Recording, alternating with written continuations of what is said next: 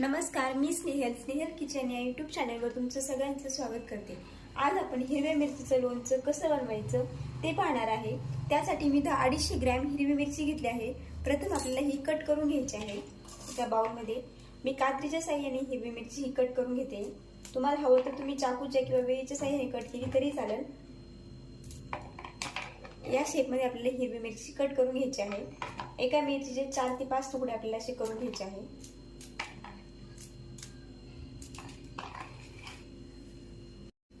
हे बघा, इथे मी आपल्या ह्या सगळ्या मिरच्या आहेत त्या कट करून घेतल्या आहे या प्रकारे। आता यामध्ये मी इथं एक छोटी वाटी व्हिनेगर घेते आणि ते यामध्ये टाकायचं आहे। त्याने काय होतं, आपली मिरची लवकर मऊ पडते। त्यामुळे आपल्या इथं व्हिनेगर टाकायचं आहे आणि लोणचं पण आपलं खूप दिवस टिकतं। तुम्हाला जर व्हिनेगर नसेल टाकायचं तर तुम्ही इथं एखाद्या लिंबाचा रस टाकला तरी चालेल। हे आपल्याला चांगलं मिक्स करून घ्यायचं आहे आणि 10 मिनिटांसाठी बाजूला ठेवून द्यायचं आहे। मिरची आपण व्हिनेगर टाकून बाजूला ठेवली आहे। त्याचा आता आपण लोणच्याचा मसाला कसा तयार करायचा ते पाहून घेऊ। त्यासाठी मी एक तवा इथं गरम करून घेतला आहे थोडा। त्यामध्ये 1 चमचा मी धने टाकून घेते। 1 चमचा बडीशोप घेतली आहे मी। बडीशोपनी लोणच्याला खूप छान टेस्ट येते। त्यानंतर 1 चमचा जिरे घेतले आहे मी इथं आणि अर्धा छोटा चमचा मी इथं मेथीचे दाणे घेतले आहे। दाणे आपण थोडेच टाकायचे आहे मेथीचे, त्याने कडवटपणा येतो लोणच्याला जर जास्त झाले तर। आणि हे मिक्स करून घ्यायचं आहे।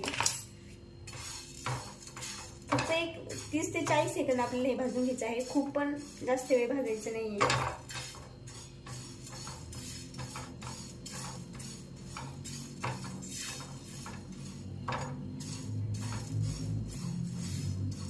हे बघा, इथं मी 30 ते 40 सेकंद आपले हे जिरे, बडीशोप, धने आणि मेथीचे दाणे भाजून घेतले आहे।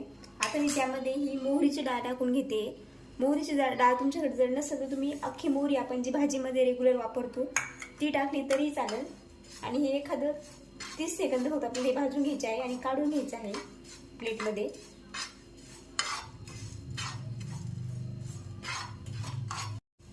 एक 30 ते 40 सेकंद भाजून झाल्यानंतर मी आता हे सगळं आपलं प्लेटमध्ये काढून घेते मटेरियल।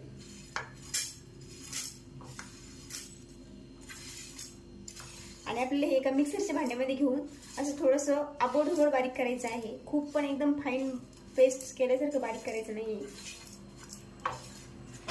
थोडंसं कोर्स असं बारीक करायचं आहे आपल्याला, जाडसर।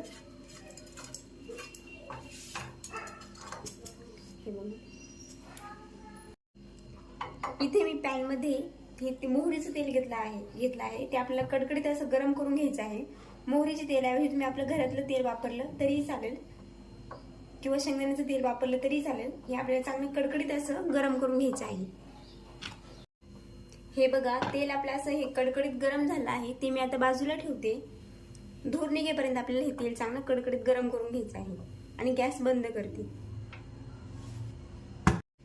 तेल आपलं गरम झालं आहे आणि आपले हे जे धणे जिरे आहे ते पण थोडेसे थंड झाले आहे। आता आपण हे एका मिक्सरच्या भांड्यामध्ये घेऊन बारीक करून घेऊ। त्यातच मी 1 छोटा चमचा हिंग टाकते, हे बघा, आणि बारीक करून घ्यायचं आहे आपल्याला। हे बघा, असं जाडसर आपल्याला बारीक करून घ्यायचं आहे। मी तुम्हाला प्लेटमध्ये काढून दाखवते। खूप बारीक करायचं नाही आपल्याला, अगदी असंच। इथं आपल्या लोणच्याचा मसाला बनवून तयार आहे आणि मिरची पण आपण 10 मिनिटांसाठी बाजूला ठेवली होती, 10 ते 15 मिनिटांसाठी। ती पण थोडी नरम पडली आहे। आता हा मसाला आपण यामध्ये मिक्स करून घेऊ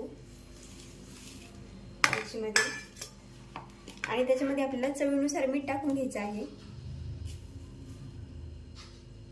तुम्हाला हवं असेल तर तुम्ही याच्यामध्ये सेंधव मीठ टाकलं तरीही चालेल, पण ते जर टाकलं तर हे मीठ थोडं बेटानेच टाका आणि चांगलं असं मिक्स करून घ्यायचं आहे आपल्याला त्यामध्ये।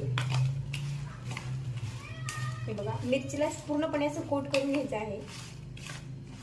मिरचीचे असं बारीक बारीक तुकडे केले की काय होतं, मसाला आहे तो पूर्णपणे मिरचीमध्ये जातो। मिरचीमध्ये मसाला पूर्णपणे मुरतो असा आणि त्याची टेस्ट खूप छान लागते।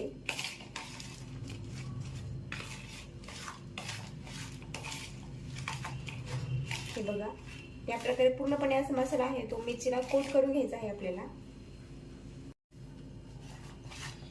हे बघा तुम्ही इथे पाहू शकता मसाला आपला हा पूर्णपणे कोट झाला आहे मिरचीला.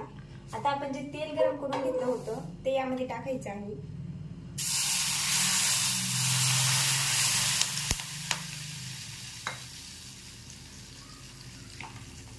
आणि मिक्स करून घ्यायचं आहे.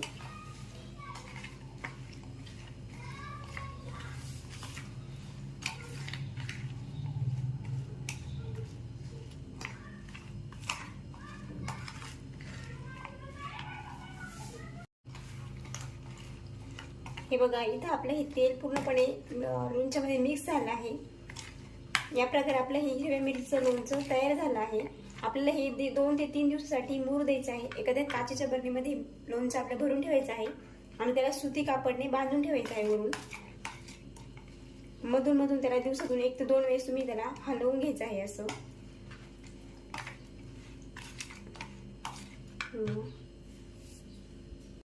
इथं आपले मिरचीचे लोणचे बनवून तयार झाले आहे. मी एका काचेच्या बरणीमध्ये हे भरून घेते.